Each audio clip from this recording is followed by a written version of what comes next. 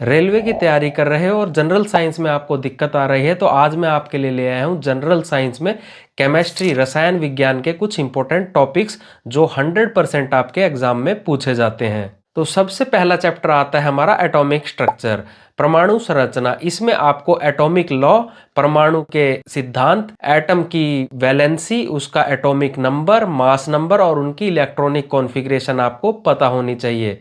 कुछ परमाणु के मॉडल जैसे कि डाल्टन का मॉडल, रदरफोर्ड का मॉडल, थॉमसन का मॉडल और बोर का मॉडल आपको पता होने चाहिए और इनमें क्या कमियां थी ये भी आपको पता होना चाहिए।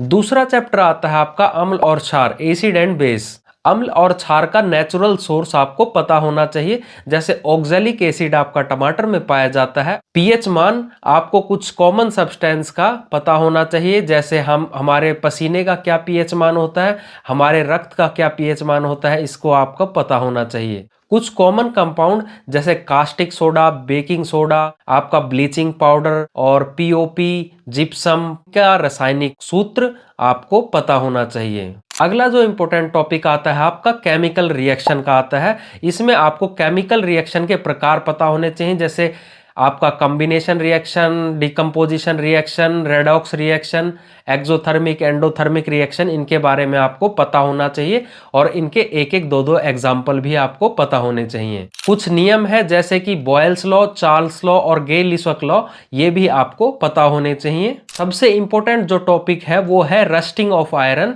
लोहे में जंग लगना, इसकी अभिक्रिया, इसकी रिएक्शन क्या होती है और इसका बचाव, इसका प्रिवेंशन कैसे किया जाता है, ये भी आपको पता होना चाहिए। मोल कॉन्सेप्ट से भी बहुत सवाल पूछे जाते हैं, तो मोल कॉन्सेप्ट का बेसिक फॉर्मूला और एवोगैड्रो नंबर आपको पता होना चाहिए।